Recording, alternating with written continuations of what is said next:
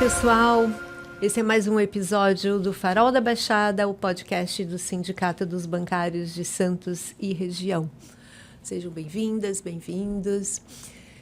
Gente, hoje nós vamos falar sobre identidade e cultura caiçara. Não é para qualquer um, hein? E aí, para tanto, nós estamos aqui com o Márcio Barreto. Ele é produtor cultural, é instrumentista, é artista, é tanta coisa, né, Márcio? Olha, muito obrigada, viu, por comparecer. É uma honra ter você aqui com a gente. Obrigado. E para abrilhantar também o nosso programa, estou com a Célia Faustino. Ela é eutonista, é terapeuta, dançarina, também artista, gente. Eu estou com 2 artistas super talentosos e aí vocês vão ver o que é a identidade e cultura caiçara. Mas antes disso, Márcia, eu gostaria de saber quando que você tomou contato com isso? Você sempre fez isso, desde criancinha, sabe? Tem gente que fala assim, desde criancinha eu sou musicista, eu gosto. O que você já fez aí na vida? Muito bem. Eu acho que, de certa maneira, a arte vai nos acompanhando desde tenra idade, né? É bem comum que isso aconteça, né? Ela pode ser expressa ou não. Na verdade, eu acredito que, de certa maneira, a arte não precisa apenas do artista para existir, né? No sentido de que ela é inerente a essa nossa identidade, a esse nosso fazer cultural da própria humanidade. Então, assim, desde muito cedo a gente vai tendo experiências com a arte, né? Desde os bonecos e bonecas, aos brinquedos, as brincadeiras que vamos desenvolvendo, né? Esse mundo lúdico que, de certa maneira, ajuda a organizar até o mundo adulto, né? Esse conjunto de regras, de hipóteses, enfim. E comecei a ler muito cedo, né? Na verdade, eu comecei a escrever já com 8 anos, né? E aos 11 já começo no teatro, né? E com a literatura sempre me acompanhou. Eu sou escritor também, né? Sempre me acompanhou a vida inteira, né? E em um determinado momento comecei a trabalhar, meu primeiro trabalho foi no Banco Itaú, inclusive, né, onde eu começo. Bancário também. E sobre isso, né, tem até uma coisa engraçada que me aconteceu esses dias, é que sonhando, eu dou muita importância aos sonhos, né, o que eu sonho, isso é como uma forma de aprendizagem também, né. E nesse sonho específico, eu estava numa sala, talvez de uma universidade, e me perguntavam assim, mas um crime pode justificar outro crime? E eu acordei, né, com aquela que parece meio absurdo, né, que dentro de um senso comum nunca seria possível, né? Mas aí Karl Marx, né, tem uma frase um pensamento muito interessante sobre essa questão, né, por extensão, que é: o que é o roubo de um banco perante a fundação de um banco? Né?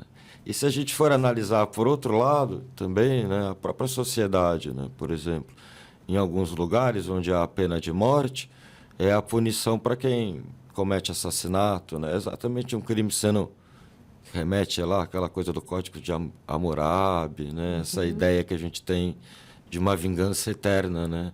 Se você faz, você tem que ser punido, né? E isso a gente carrega para muito da nossa vida.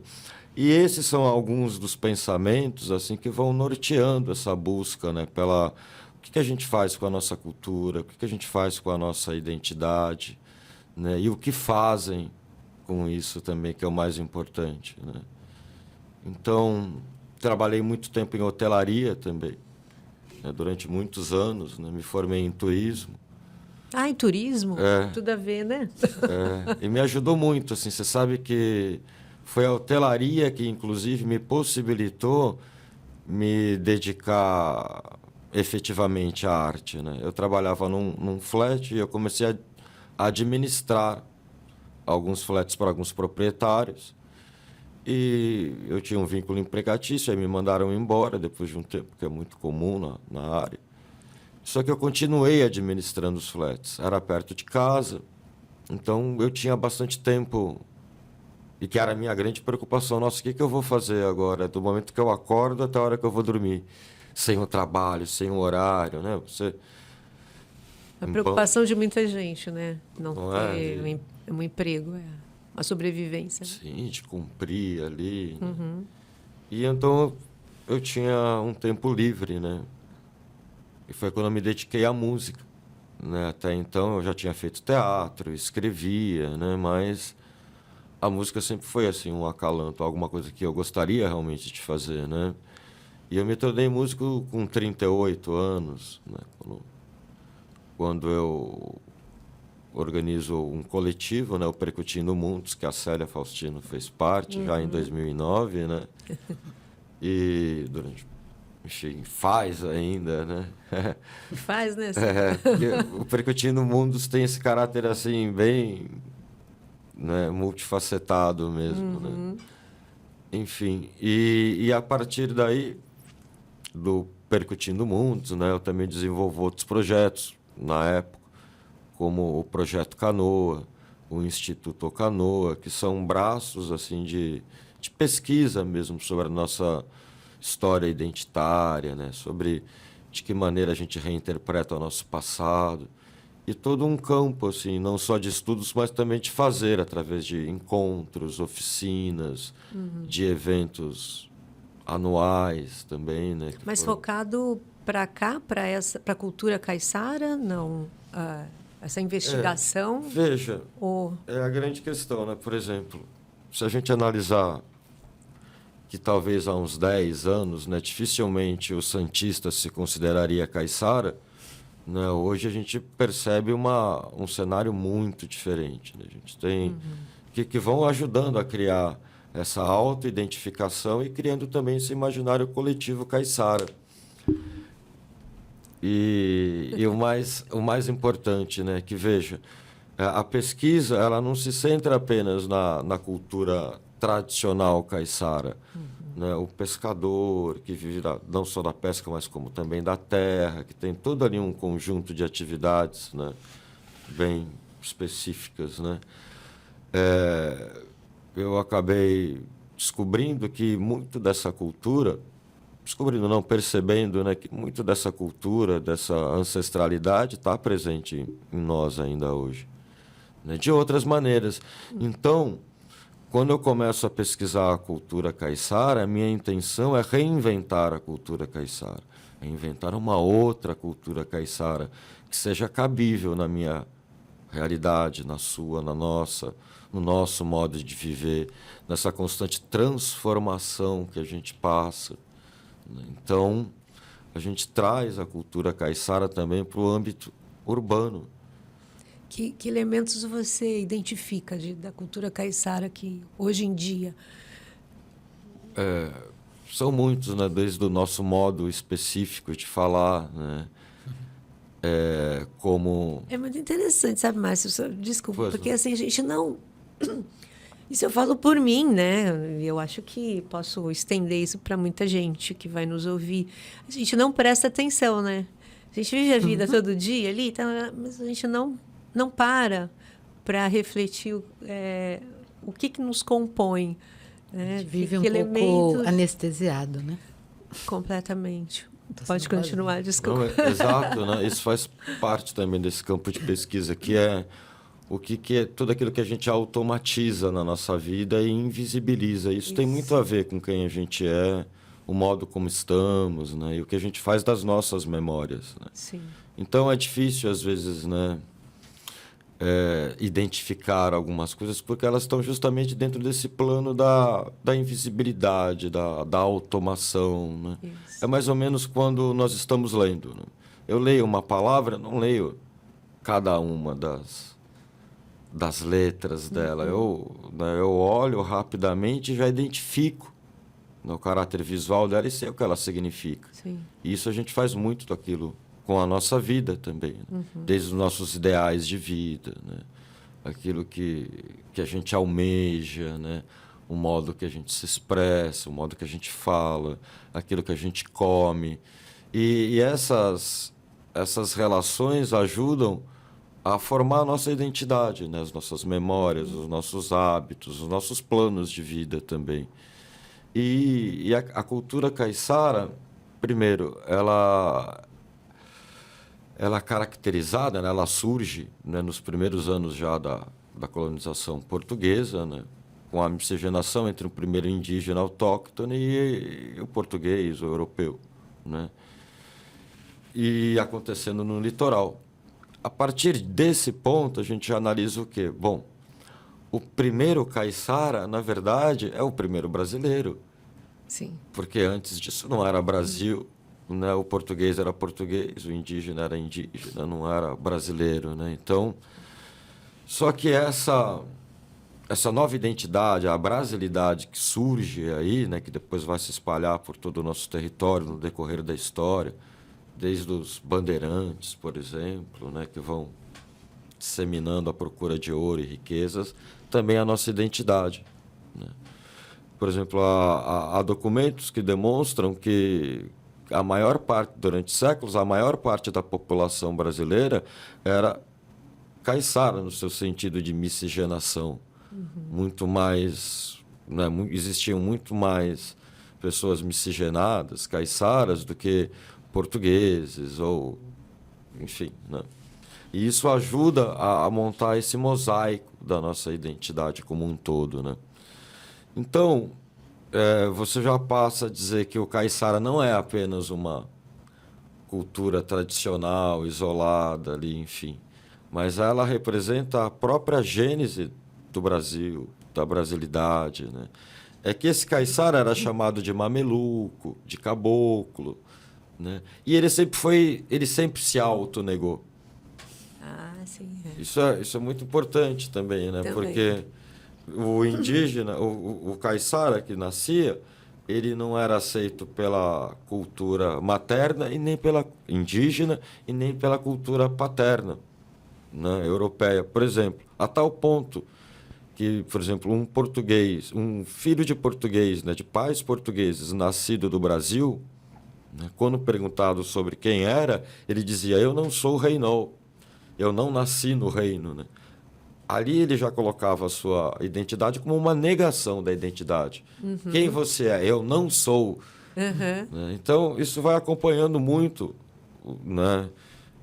Até com outros indícios, como, por exemplo, essa coisa da ideia de sermos vira-latas perante o exterior, né? A gente sempre está sendo subestimados por nós mesmos, negados, né? Então, quando a gente fala da cultura caiçara hoje, contemporânea, da identidade, é também uma forma de autovalorização, de rever, um momento de rever a nossa história, né? Nossa, e aí você estava falando que elementos que tem, né, que trazem hoje em dia dessa cultura caiçara, você estava falando da linguagem, Sim. né? O modo específico que a gente fala, algumas palavras que ainda persistem do próprio idioma tupi antigo, né? A nossa alimentação, a nossa relação com o mar, com o tempo, com o clima, né? Como a gente conhece meio que por intuição, né? A nossa religiosidade popular, né? Esse sentimento de fé que vai além das religiões, né? E como é que essa identidade caiçara, essa cultura, se expressa na sua música? Ah, muito bem, né? Então, o Percutindo Mundos, né? Ele é um tipo de música também diferente, né? Que eu chamo de música contemporânea caiçara, né? Então, primeiro, ela vai surgindo dessa ressignificação das identidades culturais, né? Indígena, europeia e africana. Então, como que isso se expressa, por exemplo, na música, na instrumentação, desde instrumentos assim representativos de cada uma dessas culturas, né? Os tambores, as flautas indígenas, a percussão africana, os instrumentos de corda também, enfim, né? O piano ali, os instrumentos de sopro da cultura europeia, junto também a instrumentos que eu invento, que eu crio, né? Ah, também, né? Então, a partir disso, você tem elementos que podem se reorganizar de muitas maneiras. E que são maneiras espontâneas de organização, né? Acreditando que a gente não que a música é muito mais do que aquilo que está dentro de uma pauta, dentro, né, das notas, né? Não preciso ter vibrações únicas. Eu posso fazer música com absolutamente tudo. Sim.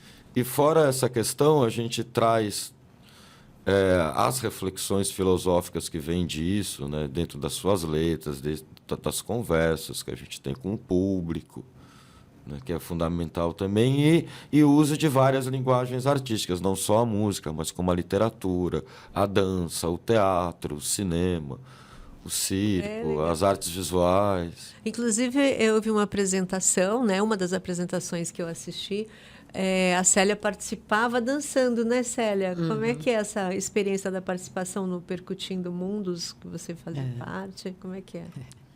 Então, Percutindo Mundos tem a questão de eu dançar, né? Sim. Mas o que me movimenta muito também, além da dança, é a música, né? E a metodologia que o Márcio coloca no processo. O processo de encontros, de experimentar o som, né?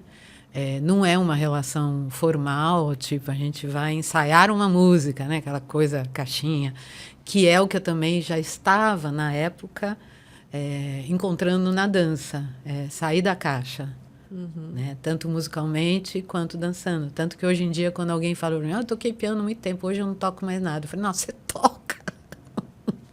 Né? Porque as pessoas, é isso que o Márcio falou, as pessoas ficam se limitando muito a tocar, tem que ser, seguir o que está na pauta, dançar tem que ser, né?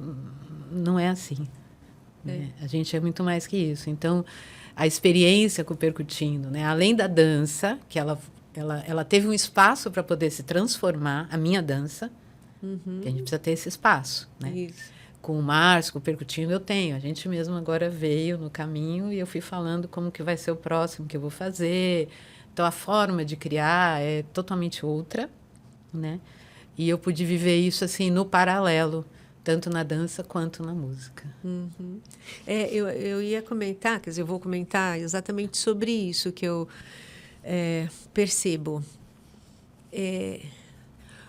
O nosso mundo, a nossa sociedade, quer colocar todo mundo dentro de uma caixa, padronizar tudo.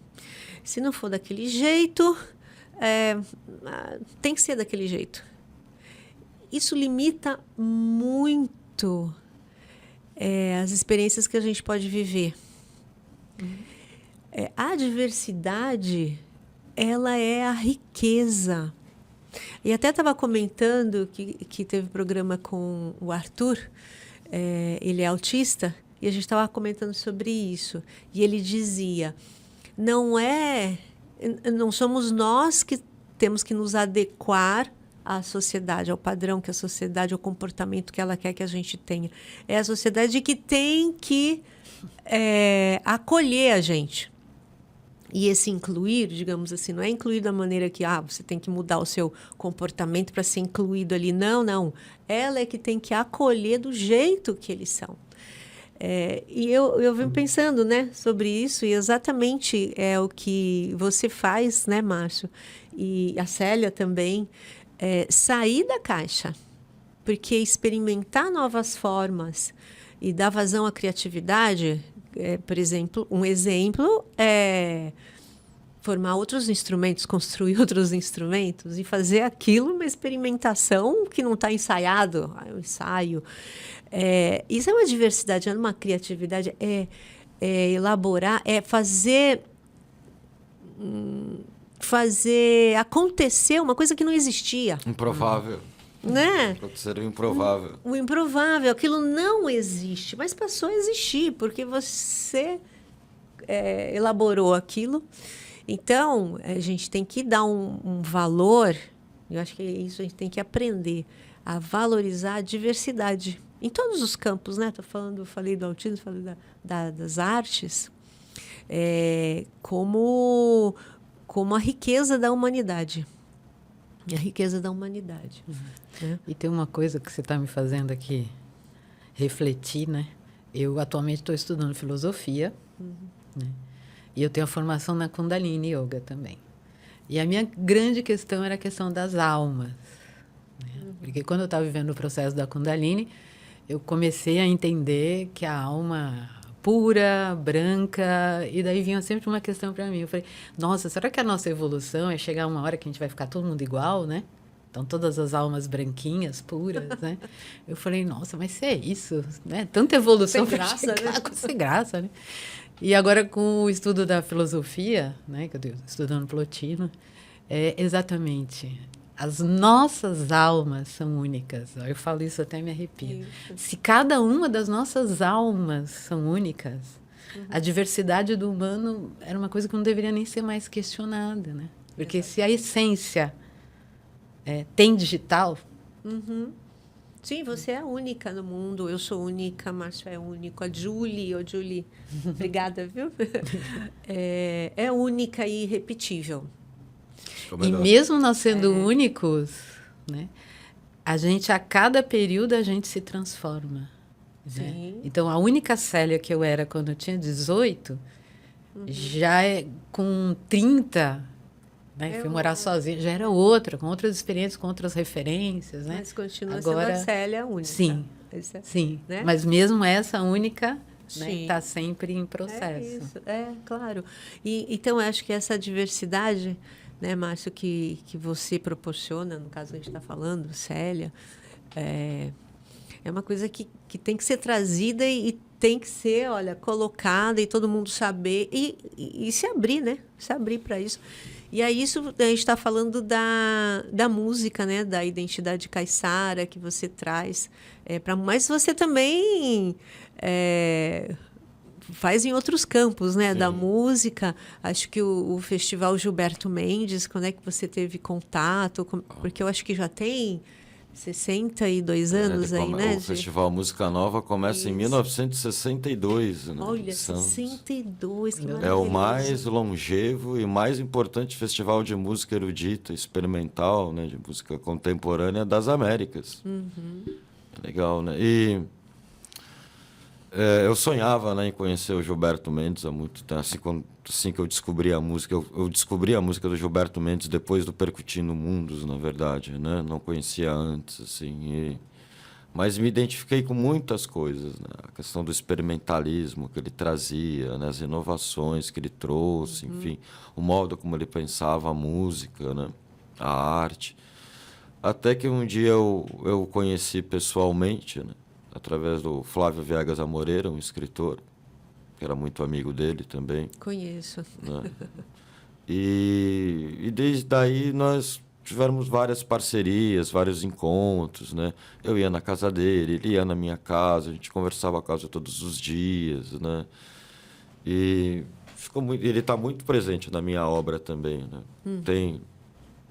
Eu faço muito isso também de transformar as pessoas, os artistas que eu convivo em elementos ficcionais ali da obra, né? Eles vão se misturando, sendo outros, né? Sendo incorporados. Recentemente escrevi um livro, O Corpo Revisitado, né? Que é um livro de poemas visuais também, em que retrata justamente isso, né? Essa relação simbiótica que a gente tem com o outro, né? A cada momento que a gente tem um contato, a gente tem a possibilidade dessa troca. Né? E essa troca, às vezes, ela é muito mais profunda, às vezes é mais superficial. Né? E, bom, em determinado momento, o Gilberto Mendes passa a administração do festival para a USP de Ribeirão Preto, né? Cujo responsável é o Rubens Russomano Richard, professor de lá também. E chegando agora na pandemia, o festival não ia acontecer. Eu já tinha me apresentado numa edição anterior, né? Fui convidado pelo Rubens para apresentar o Percutindo Mundos, né? Que foi ótimo. Era um sonho me apresentar no Festival Música Nova, né? E eu ficava meio sem graça de pedir pro Gilberto, enfim. E então, na pandemia, eu sugeri, não, vamos fazer, mesmo sem dinheiro, a gente faz online, cada um grava aí o que acha que... E fizemos um grande desafio, festival. né? Grande festival. É. E nas edições posteriores eu me inscrevi o projeto do festival em editais, né, do estado de São Paulo, como PROAC. E desde então a gente vem realizando. Que legal. Aqui em Santos, né? Santos, São Vicente, Cubatão, São Paulo, Ribeirão Preto, São Carlos e São José da Boa Vista, se eu não me engano. É São João da Boa Vista, São né? João, Deve ser. é. São João. Isso. Nossa, em todas essas cidades, Cidades. Em cada dezembro. uma numa... Com várias atividades. Com várias atividades, cada uma um período. E aí eu coloco não só a música, mas também a dança, a literatura, o cinema, né? Sim. Eu lembro, assim, ele ter feito lá em Ribeirão Preto, porque não teve muito apoio aqui, né? Exatamente, 2012. É isso que a gente está falando, né? Dos apoios, né? Porque fala, não, isso aqui... que é, nossa, uma preciosidade. Patrimônio. Patrimônio da cidade. Cultural. Imaterial, né? Deve ser, né? O patrimônio imaterial. Mas é um patrimônio. Ter uma figura como Gilberto Mendes e um festival de música nova aqui era para ser abraçado, né? E aí é uma tristeza ter que fazer em outra cidade, né? Em outra cidade. Ainda bem que você pegou, né? Você é co-diretor, né? Sou diretor artístico. Diretor artístico do Sou eu e o Lucas Galon, né? Como diretores artísticos, né? E o Rubens Ricciardi como professor responsável, né? Mas é que é ótimo, né? Porque a gente continua aí levando para frente a longevidade do festival, né? Que é importante, que claro. Trazer, que é o que você disse, né? De que maneira a gente pode sair das caixinhas, né? De que... Mas agora só é possível também sair das caixinhas, sair desses padrões de normalidade, né? Que são imposições, né? O que é normal não significa que é melhor para você ou para mim, né? Isso. Costumeiramente é melhor por um pequeno e elitizado grupo, né? Que domina... Isso. 99% do planeta, né? Para eles é sempre muito bom, assim, né? Porque essa luta, né, de dispositivos do poder, né, para manterem a estrutura, né? Isso a gente vê na cultura, isso a gente vê na arte, né? Por exemplo, se eu falo para você agora, eu toco piano, aí eu falo, eu toco tambor, você vai me olha de uma outra maneira e fala, vamos para uma apresentação, vai ser na praça, vamos para uma apresentação, vai ser de ópera, no teatro de tal. Tem todos esses elementos, né, que fazem que a gente esteja o tempo todo hierarquizando. E essa hierarquização, ela serve justamente como mecanismo de dominação. Porque se eu hierarquizo, eu digo que algo é superior a outra coisa. E se eu sou superior a outra coisa, eu posso dominar. O poder é para isso, é para dominar o outro. Não é poder enquanto potência, enquanto conhecimento, enquanto habilidade. Não, é um poder como elemento de dominação do outro. Né? Não, com certeza a gente vê isso, por exemplo, na música clássica, mas o samba sempre é colocado preconceito como contra o funk algo hoje, por exemplo. Isso é, né, sempre ridicularizado, subestimado, colocado como uma coisa. Então, algo que vem do povo, algo popular, sempre é subestimado, né? Essa hierarquia que você coloca, né? Por isso que nos trabalhos do Percutindo Mundos e nas outras linguagens que a gente usa, né, a gente procura justamente tirar essas barreiras, né, entre o que é popular e o que é erudito, o que é tradicional e o que é experimental, né? E a gente coloca também essas referências culturais, né, a indígena, a europeia e a africana, né, num patamar de igualdade, que é um patamar de impactos que são gerados. E é justamente na aleatoriedade desses impactos, né, em ter, por exemplo, uma música que não segue ali passo a passo, como deve ser repetida sempre. Não, é uma música que sempre vai ser outra música, né? E isso vai fazendo com que a gente saia dessas caixinhas, que a gente possa pensar de outras maneiras a respeito daquilo que a gente não pensa. Né? E é isso que é inovador. É isso, né? É isso que evolui, né? A humanidade. Que transforma. Que transforma. Porque se você repete padrões, você não vai sair daquilo. Né? Você constrói outras coisas, aí, inovando, é saindo mesmo, é experimentando, é dando possibilidade, outras possibilidades, né? Isso. Agora, você além do festival, que geralmente acontece no segundo semestre? Sim, sim. Outubro, novembro. Isso, vamos fazer a divulgação aqui, né? Vamos, com certeza. Vamos para o 58º já. Nossa! Bastante. Bastante. Parabéns a gente pegar isso aí e continuar. Legal.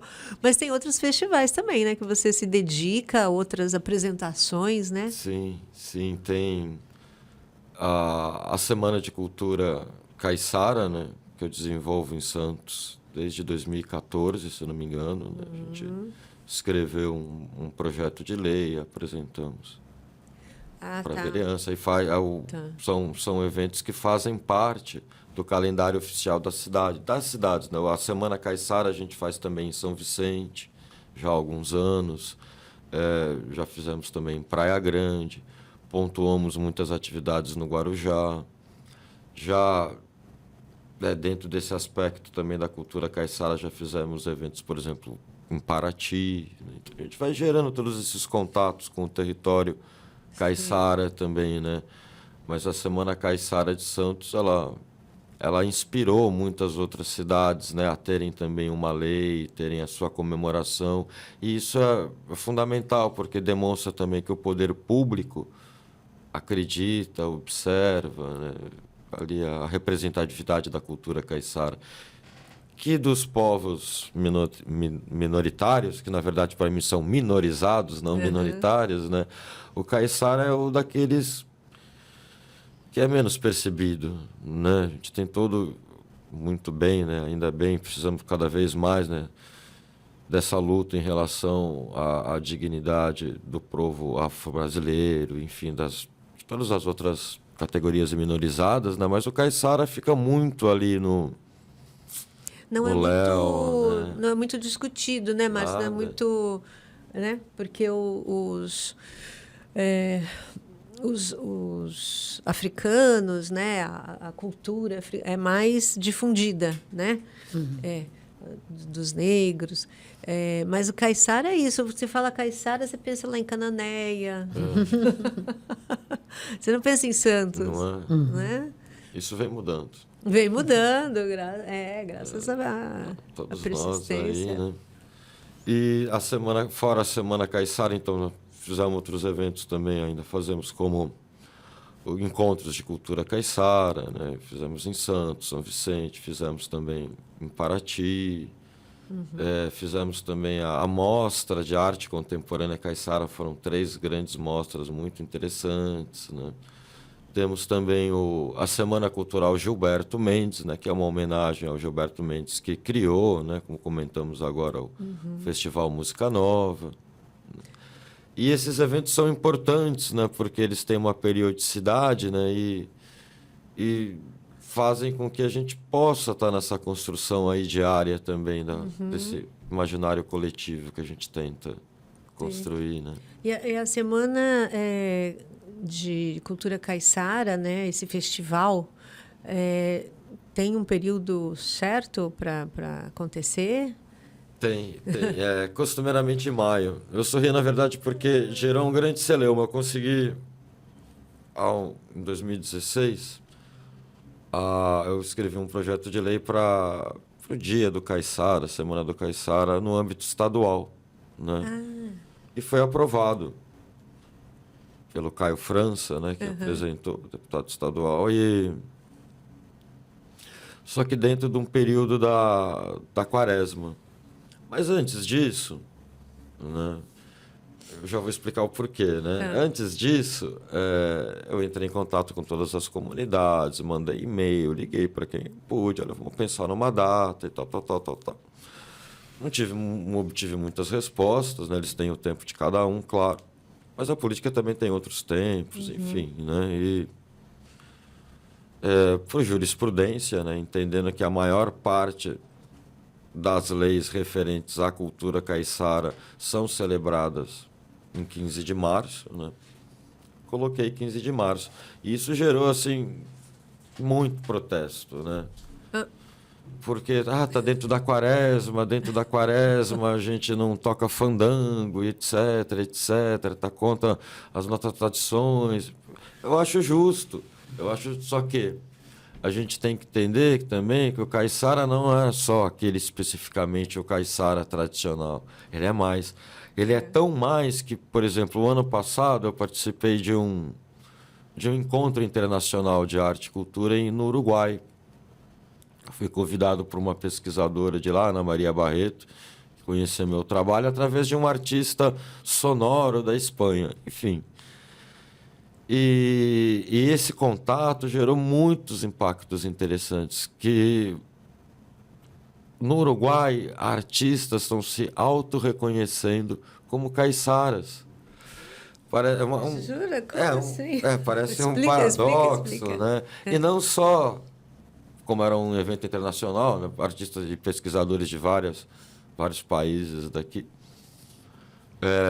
pessoas também da Argentina, dos Estados Unidos, do Chile, né? E de diversas linguagens artísticas. Porque, veja, se a gente analisar a história da América como um todo, a sua gênese é a mesma gênese caiçara, essa mistura inicial, né, dessas etnias com esses interesses, né? Óbvio, vão tendo as suas diferenciações de acordo com cada território, com o momento que vai se processando, né? Que são todo esse conjunto de dados aleatórios que fazem a história.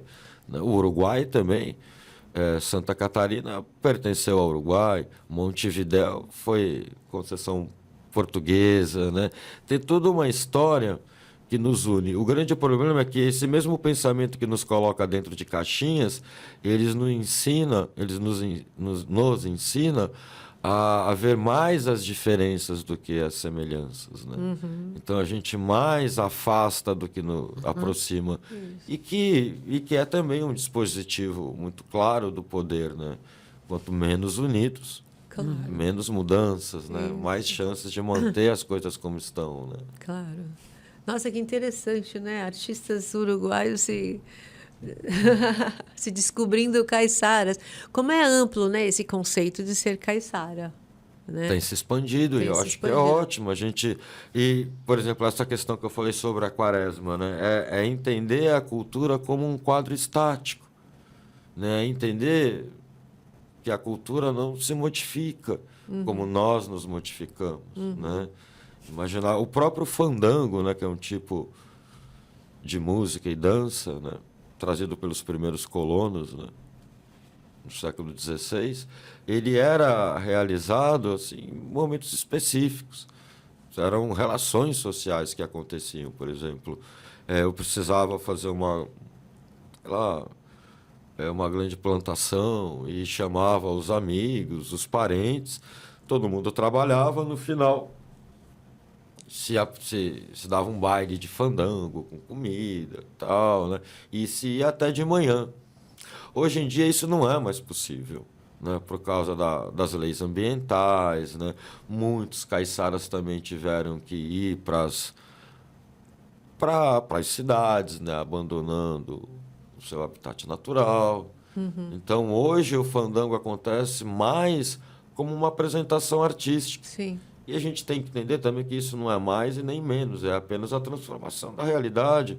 A gente vai deixar outra coisa, né, que é importante. Por exemplo, não é porque eu não vivo mais sobre uma capitania hereditária que eu deixei de ser brasileiro.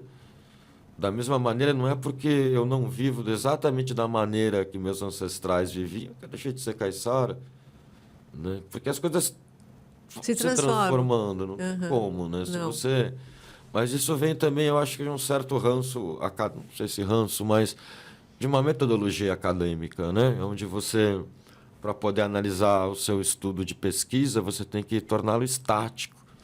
Recortando. Você tem que recortá-lo ali no tempo. Ele tem que ser sempre daquela maneira, né? Que é a necessidade da repetição, né? Por que ela é tão necessária? Porque através da existência da repetição, você pode prever, que é o grande fundamento da ciência, né?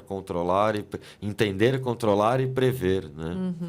Eu estou terminando agora meu mestrado, vou apresentar agora minha dissertação, né, em estudos culturais na USP, e eu comento justamente isso, né, que o meu objeto de pesquisa, eu faço parte do meu objeto de pesquisa, que é a cultura caiçara, e além disso, a minha intenção é modificá-lo, é reinventá-lo. De maneira a gente vai recombinando as coisas. Né? Você tem tempo ainda para fazer isso? E fez com total facilidade, com muitas aspas. Eu fico impressionada, porque eu sei de outras pessoas, né, que fazem, enlouquece, arranca o cabelo, emagrece, não sei o quê.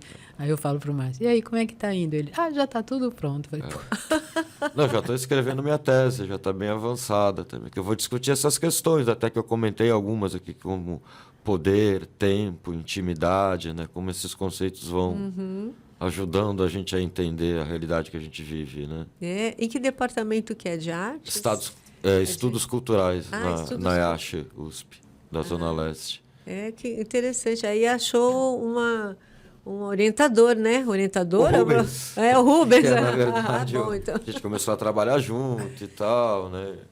Porque encontrar alguém que entenda, né? Sim. Porque o orientador tem que ser alguém que vai também que entenda, ampliar, que estimule, né? estimule. Que apresente caminhos, né? Tem que entender, né? Sim, para apresentar caminhos, precisa entender, precisa tem escutar, né? Escutar, porque senão não vai entender nada. Você vai... E aí, Celinha? Que considerações você tem a fazer de tudo isso que você está ouvindo do Márcio? Bom, eu adoro ouvir o Márcio. E eu gosto muito de ouvir pessoas que nos ajudam a ampliar a mente, né? Sempre foi uma coisa que sempre me chamou muita atenção.